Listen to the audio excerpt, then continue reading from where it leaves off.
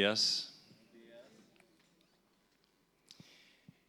Les propuso otra parábola diciendo: el reino de los cielos es semejante a una semilla de mostaza que un hombre tomó y sembró en su campo, la cual en verdad es más pequeña que todas las semillas, pero cuando ha crecido es la mayor de las hortalizas y llega a ser árbol, hasta el punto que vienen las aves del cielo y anidan en sus ramas.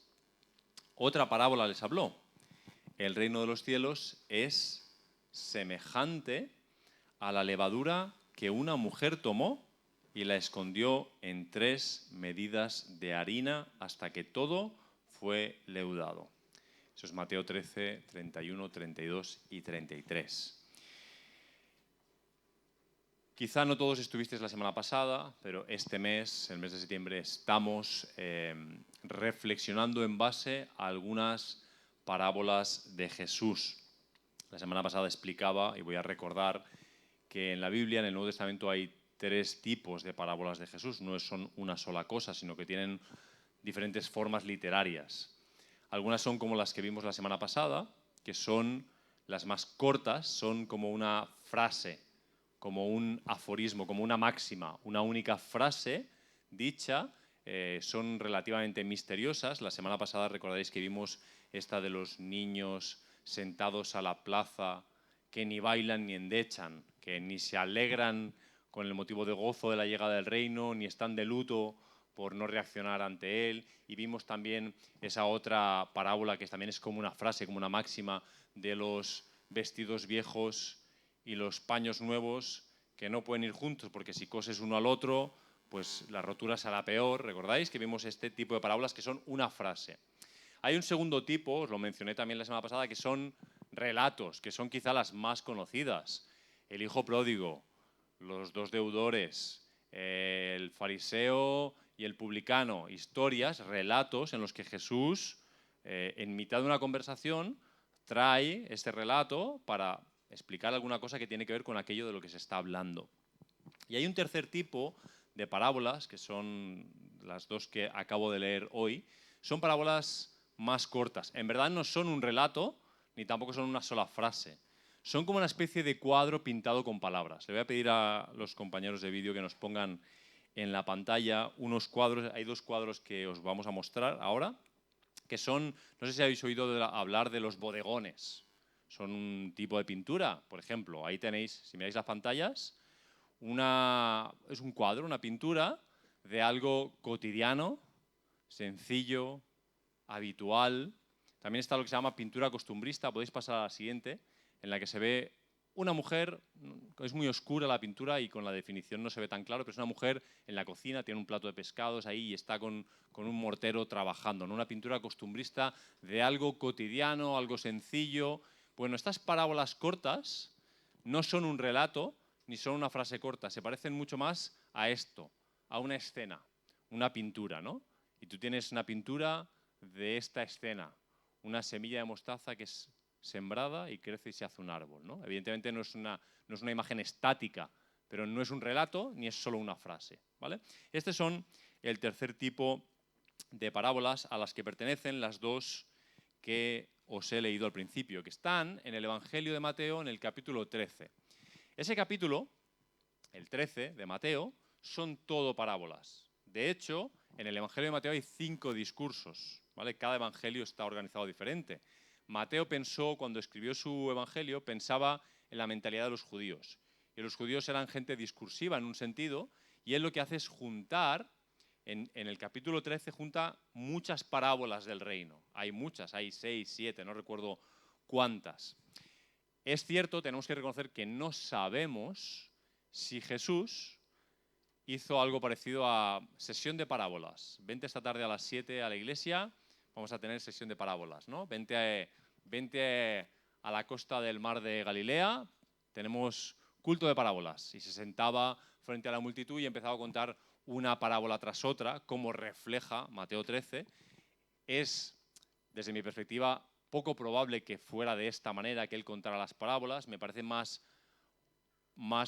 plausible que él, en mitad de una circunstancia dada, aprovechara para traer una parábola que explicaba, aclaraba.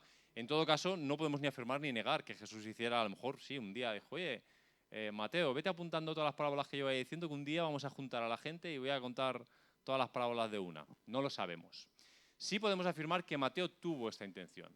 Cuando él reunió toda la información para que la gente entendiera o conociera el Evangelio, él metió este discurso ahí en el capítulo 13, ¿vale? Entonces, como no todos estabais la semana pasada, voy a recordar algo que dije la semana pasada que es muy importante, y es que durante este mes de septiembre las predicaciones las voy a dejar a medias. Algún hermano o hermana que me quiere mucho en esta iglesia ya me acusa, digo amistosamente, de que a veces no las termino. Pero es que yo veo que Jesús a veces dejaba parábolas ahí a medias y tú tenías como que finalizar, ¿no? El hijo mayor de la parábola del hijo pródigo, ¿entró o no entró a la casa? Tú tienes que finalizar la historia. Bueno, pues yo, en un intento de parecerme a Jesús en algo, pues voy a acabar más a medias imposible las predicaciones este mes y las vais a acabar vosotros en grupos pequeños, ¿vale? Ya lo hicimos la semana pasada, cuando menos te lo esperes voy a decir, ¡ja! Se ha acabado la predicación, os voy a poner en grupos de 4 y vais a seguir con un par de preguntas que os vamos a facilitar, ¿vale? Para que rematéis vosotros la reflexión en grupo pequeño con los hermanos que tenéis alrededor. Esto lo haremos todo el mes. Sé que no se ha hecho mucho esto, pero no pasa nada, aprovechémoslo. En la pandemia no podíamos estar juntos, ahora podemos. Aprovechémoslo, ¿vale? Entonces, por mi parte voy a traer a la mesa algunas reflexiones de estas dos parábolas que son solo 3 versículos, la de la semilla de mostaza y la de la levadura, ¿sí? Bueno, la semilla de mostaza, una de las semillas más famosas gracias a esta parábola de Jesús. ¿Quién pensaba en una semilla de mostaza? Bueno, los evangélicos, que somos muy de... Acusamos a los católicos a veces de tener muchas imágenes y tal, pero nos gusta también lo material y estoy seguro que la mitad de los que estáis aquí habéis tenido alguna semilla de mostaza alguna vez, porque es algo muy evangélico eso. Yo tuve un bolígrafo que tenía la cabeza del bolígrafo era como transparente y dentro había una semilla de mostaza. Y era una cosa muy, muy pequeñita, tenía como un milímetro quizá, es muy pequeñita. Ahora, no es la semilla más pequeña que existe. Y eso no es el punto que intenta traer Jesús a la mesa. No está intentando decir, esta es la semilla más pequeña que existe. Lo que está tratando es que tú veas, lo que quiere que destaque es la diferencia tan grande que hay entre lo pequeña que es la semilla y lo grande que puede llegar a ser el árbol que ha salido de esa tan pequeña semilla. Y bueno, lo cierto es que en una primera lectura es muy, muy evidente que el tema es el crecimiento. Y por eso, la semana pasada os dije que el título de la predicación era El reino de Dios se ha acercado, pero esta semana, con estas dos parábolas, es El reino de Dios crece. Ese es el título, ¿vale? El reino de Dios crece, porque el crecimiento es, sin duda, el tema esencial de estas dos parábolas. No podemos decir exactamente cómo crece. Sabemos que crece, pero no acabamos de ver todos los intríngulis, lo que hay detrás del telón.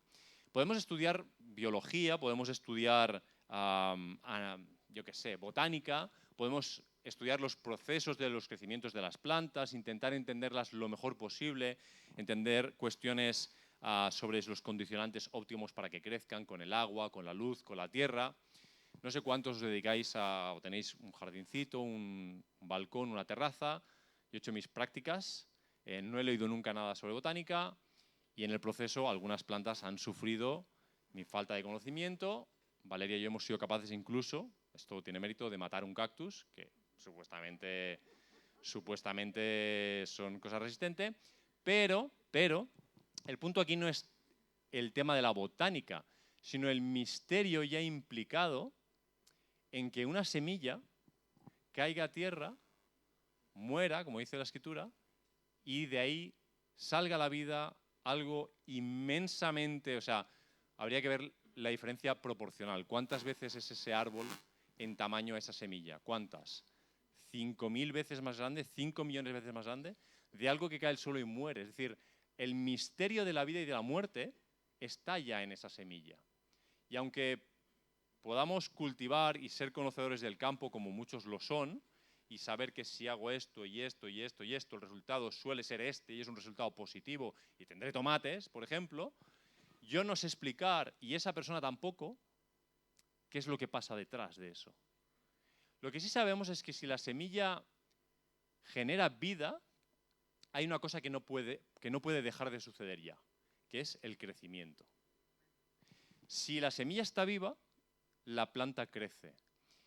Y aunque te parece poca cosa, y es muy frustrante porque tú sales cada día al balcón y la ves prácticamente igual, salvo que salga una flor, de vez en cuando pasa eso, pero aunque tú es poco, en verdad la fuerza del crecimiento es imparable. No hay nada que tú puedas hacer para parar el crecimiento. La única cosa que podrías hacer es matar la planta. La puedes ahogar, la puedes esconder de la luz y que eso la mate despacio. Puedes hacer muchas cosas, pero no puedes parar el crecimiento. Bueno, esta es la lectura, digamos, más evidente. Pero hay una segunda lectura de esta pequeña parábola que implica recordar que es una parábola. La semana pasada os explicaba la etimología de la palabra parábola, que significa, ¿recordáis los que estabais? Poner al lado. Lo que significa literalmente es echar o poner al lado. Lo que Jesús hace en estas parábolas es poner una cosa al lado de la otra. Una cosa no la conoces, el reino de los cielos, la otra es más familiar. Una semilla que plantas y crece. Todos hemos hecho algún experimento, hasta los niños en el cole, yo que sé, una lenteja, le echan agua y experimentan con eso, ¿no? Y eso lo conocen. La segunda lectura es entender que lo que Jesús está haciendo es una parábola. Es decir, esa semilla que es plantada, se parece de alguna manera al reino de los cielos. De hecho, recordemos la frase inicial, de esto os hablé la semana pasada también. La frase empieza diciendo, en la parábola, el reino de los cielos es semejante a.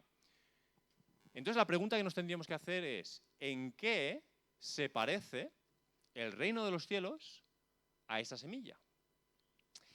Bueno, alguna reflexión más sobre esa semilla de mostaza. Esa semilla de mostaza de la que habla Jesús en esa parábola es cualquier semilla de mostaza, pero a la vez no todas son válidas. Y me tengo que explicar, porque estoy diciendo una cosa y la contraria, y ambas no pueden ser, ¿no? ¿Qué quiero decir? Quiero decir que cualquier semilla de mostaza tiene las mismas propiedades. Y en principio tiene potencialmente la posibilidad de llegar a ser ese árbol del que habla la parábola. Ese árbol grande, leído por ahí, 4 o 5 metros de árbol por lo visto, tu investigación en Wikipedia, que es capaz de, según la parábola, anidar a las aves de los cielos. Pero no todas las semillas de mostaza llegan a ser ese árbol. Y la parábola te da una pequeña pista de qué es lo que sucede, qué es lo que hace que esa semilla en particular llegue a ser ese árbol. Y lo que sucede literalmente es que es tomada por un hombre y sembrada en su campo. Es decir, el reino de los cielos no se parece a una semilla de mostaza. El reino de los cielos se parece a una semilla de mostaza que es tomada por un hombre y sembrada en su campo. No hay ninguna de esas partes que te la puedas olvidar. A veces cogemos la semilla de mostaza y queremos decir, bueno, el reino de los cielos es como es pequeño, es no sé qué. No, es como la semilla que es tomada por un hombre y es sembrada en su campo. Y de eso ya podemos aprender algunas cosas básicas. Por ejemplo, el reino es de Dios, ¿no? El reino de Dios. Complemento del nombre, de Dios, ¿no? Pero el reino de Dios no es un reino para espíritus, para fantasmas, para extraterrestres. Es un reino para los hombres y las mujeres. El reino le pertenece a Dios, es de Dios, pero es para nosotros. Y la semilla es para ser relacionada, ella vive para relacionarse con seres humanos que la van a sembrar, que la van a cuidar, que la van a cultivar, que la van a regar, que van a hacer lo que saben hacer, más o menos torpemente, para que esa semilla llegue a ser un árbol. tú no sabes cómo hacer que eso sea un árbol. Sí, yo sé regar, yo sé que tengo que... Sí, sabes, pero no sabes, no podrías hacerlo. Tú no podrías provocar que ese árbol creciera. El crecimiento es algo que le pertenece a Dios, no te pertenece a ti. Tú de alguna manera puedes participar en cuidar del crecimiento. Y recuerda, es imparable ese crecimiento. No puedes evitarlo. Puedes atar las ramas del árbol y decir, no vas a subir más de aquí. Puedes hacer como los bonsáis, que para mantenerlos en un tamaño están ahí, creo que los podan todo el rato. Estás haciendo ahí ingeniería botánica, pero no puedes parar el crecimiento. Puede morir, pero no puedes parar el crecimiento. De hecho, esto aprovecho para hacer esta reflexión que algunos me la habréis oído ya. Es una cosa que digo mucho sobre las personas mayores. A veces las personas mayores, lo que llamamos gente de la tercera edad, a veces hay personas mayores que uno percibe que ya no tienen ganas de vivir. ¿Habéis tenido esta experiencia con alguien? Y he visto ya con los años, tengo suficientes años para haber visto que muchas personas mayores se van, es como si eligieran cuándo irse. Sabes que esto es cosa de Dios. Pero mientras la gente mayor tiene ganas de vivir, que significa ganas de crecer, ganas de aprender, salvo que una enfermedad lo impida y se meta en el camino, como que la vida sigue adelante. Pero muchas veces las personas mayores llega un punto en que ya es como que deciden que ya han vivido todo lo que tenían que vivir, ya no quieren aprender más tal, y muchas veces las personas empiezan a morir en ese momento. Y bueno, es una reflexión para que lo valoréis, ¿no? Porque muchas veces eso es algo que veo que sucede. ¿Alguna cosita más sobre esta parábola? Si la diferencia o el reino se parece no a la semilla, sino a la semilla que es cogida por un hombre y sembrada, el reino de Dios debe ser sembrado. O sea, el reino de Dios es para que sea recibido por tu parte y sembrado en tu campo. Esa es la idea que Jesús creo que está tratando aquí. Tienes que hacerle espacio en tu campo al reino de Dios. Porque cuando tú siembras algo, esto ya te digo, yo no sé mucho de plantas, pero es suficiente para esto. De hecho, solo con las parábolas de Jesús ya aprendes mucha botánica. Porque en la parábola del sembrador hay una que cuando crece al lado de las espinas, ¿qué le pasa? Se ahogan. Se ahogan porque están compitiendo por la tierra, porque están compitiendo por la luz, porque están compitiendo por la humedad de la tierra. Y una planta, cuando compite con otra, reparte recursos y a veces no le llegan lo suficiente. Y entonces no puede promover la vida, no puede crecer como debería crecer. Y esto es lo que Jesús está queriendo decir con su reino, o por lo menos es parte de lo que creo que hay aquí, ¿no? Que su reino se parece no a una semilla en sí misma, sino a una semilla que es tomada y sembrada. O sea, hay una relación entre el reino de Dios y tu recepción, tu abrazo al reino de Dios que llega a tu vida, si lo siembras o no lo siembras, si le haces espacio en tu campo o no se lo haces.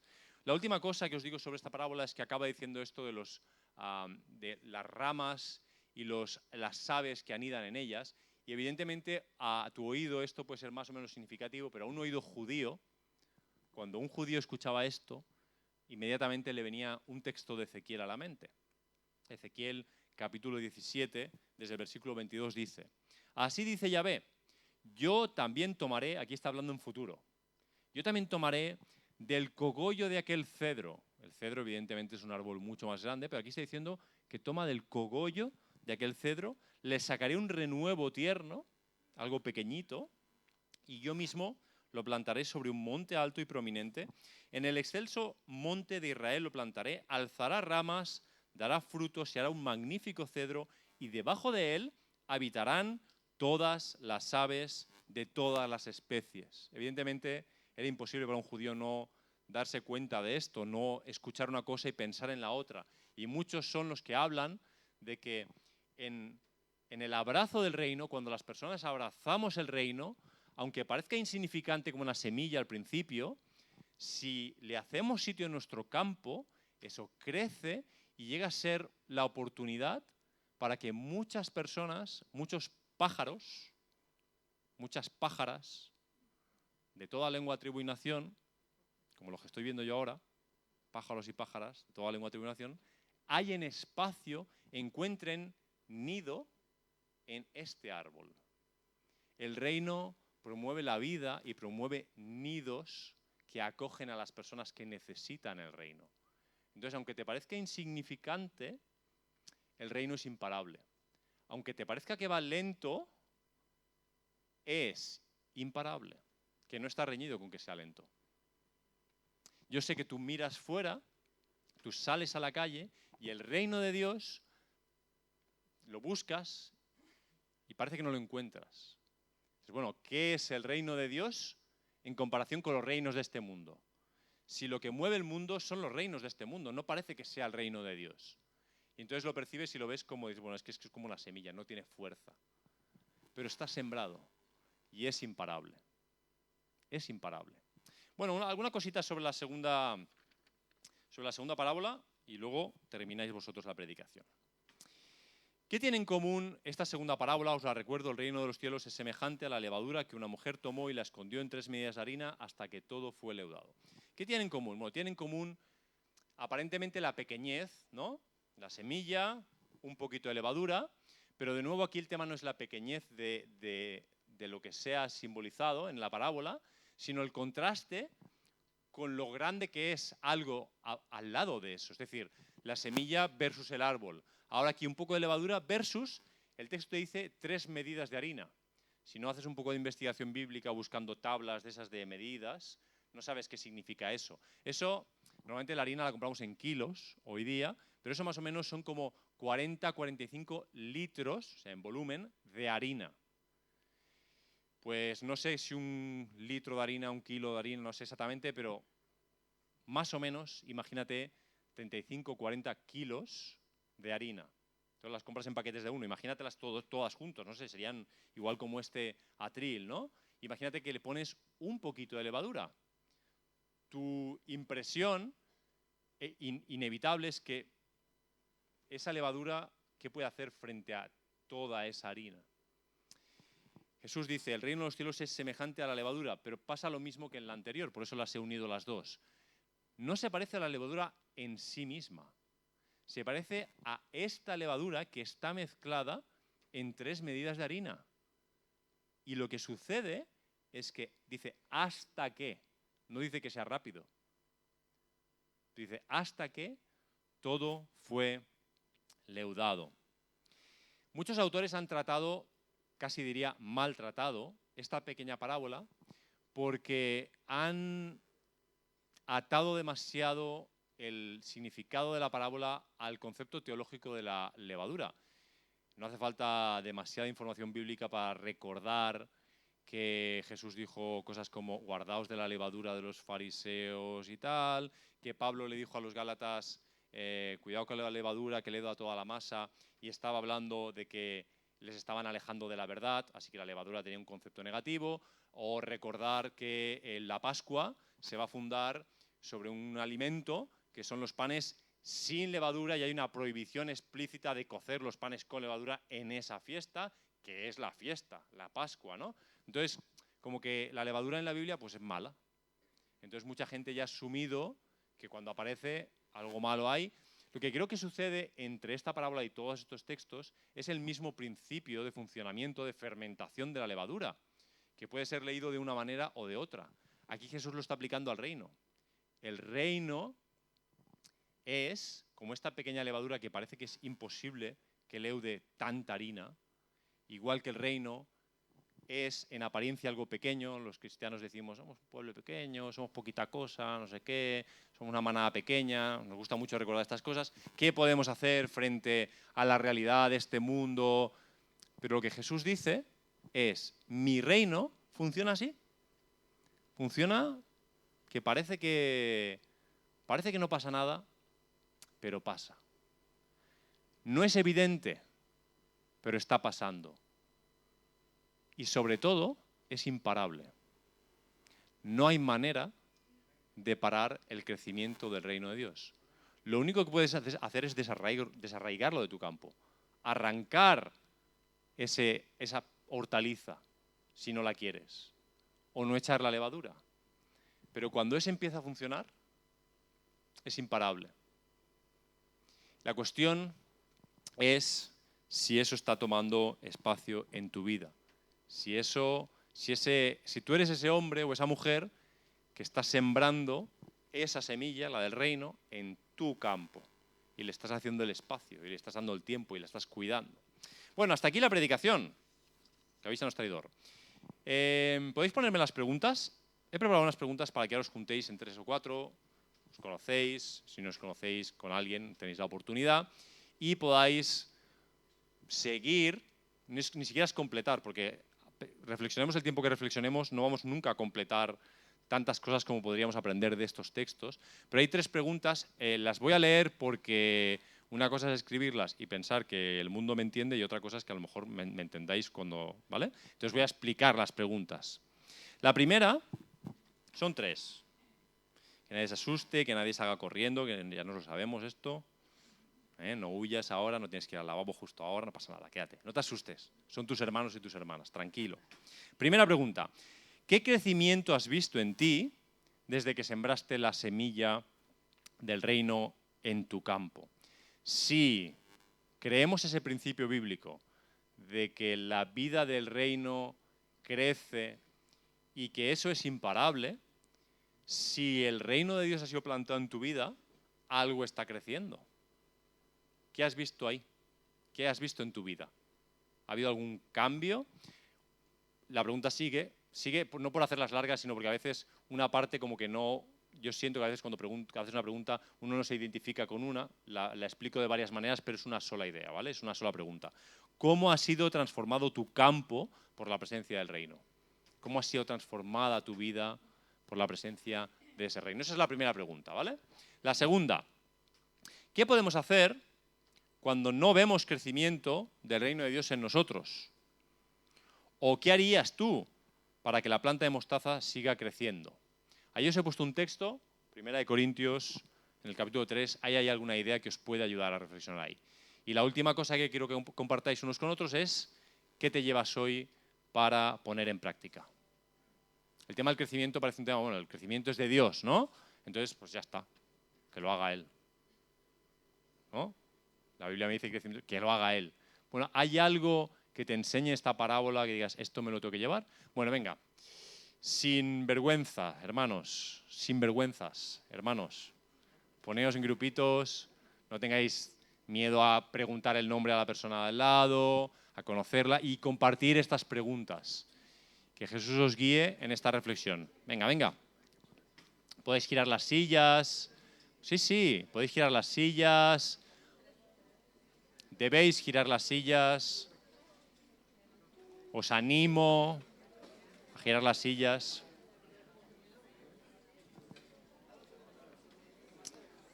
Ujieres, si alguien intenta huir, placadle.